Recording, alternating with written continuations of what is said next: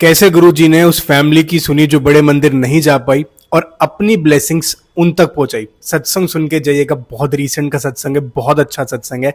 मेरे नोन में एक फैमिली है, उनके साथ हुआ है। तो संगत जी, हुआ क्या कि मेरे नोन में फैमिली है, उनका प्रोग्राम बना के गुरुजी के बड़े मंदिर जाते हैं शुक्राना करने के लिए। उनके साथ में 3 फैमिलियाँ और थी। उनका था कि तीनों फैमिलियाँ साथ में जाकर के शुक्राना करके आएगी, और बहुत टाइम से बड़े मंदिर नहीं गए थे, तो उनका मन था कि दर्शन करके आए, लंगर खा करके आए, गुरुजी का शुक्राना करके आए।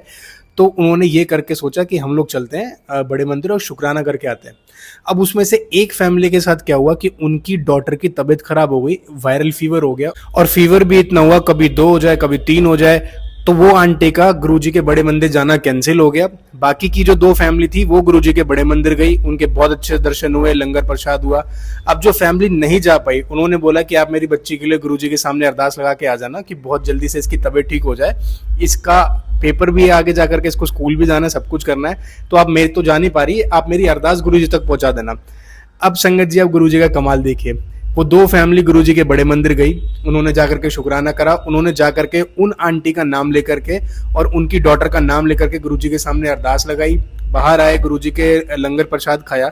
लंगर प्रसाद खाने के बाद जब वो बाहर आ गए, तो वहां पर सेवादार ने उनको गुरुजी का लॉकेट दिया। और संगत जी, बिलीव कीजिएगा, उन्होंने ये बोला कि घर में जो भी बीमार हो, जो भी आपके घर में बीमार चल रहा है, उसको ये लॉकेट जा करके दे देना।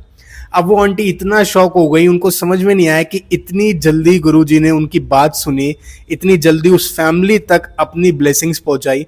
वो वहां से रात को 11:30 हो गए थे आते आते। वो फैमिली उनके घर गई, उनके घर जाने के बाद उन्होंने सब कुछ बताया कि गुरुजी ने ये लॉकेट आपके लिए ही भिजवाया है, आपकी बेटी के लिए भिजवाया है, आप उनको पहना दो और आप देखेंगे उनकी तबीयत में सुधार आने लगेगा। संगत जी, बिलीव कीजिएगा, 2 दिन बाद उस डॉटर को कोई फीवर नहीं था, तबीयत बिल्कुल ठीक हो गई। उनकी लाइफ, उनकी डॉटर की एकदम नॉर्मल जैसे चल रही थी वैसे चलने लगी, पेपर भी देने चली गई, स्कूल भी चले गई, सब कुछ नॉर्मल हो गया। संगत जी, इस तरीके की चीज़ें बहुत होती हैं।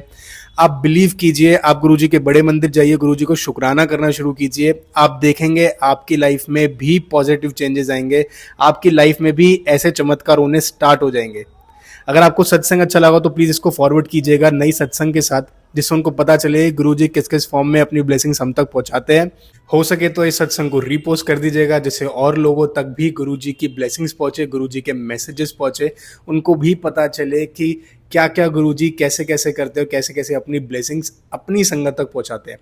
कल फिर मिलते हैं एक नए गुरुजी के मैसेज के साथ। तब तक के लिए अपना ध्यान रखिए। जय गुरुजी, शुक्राना गुरुजी।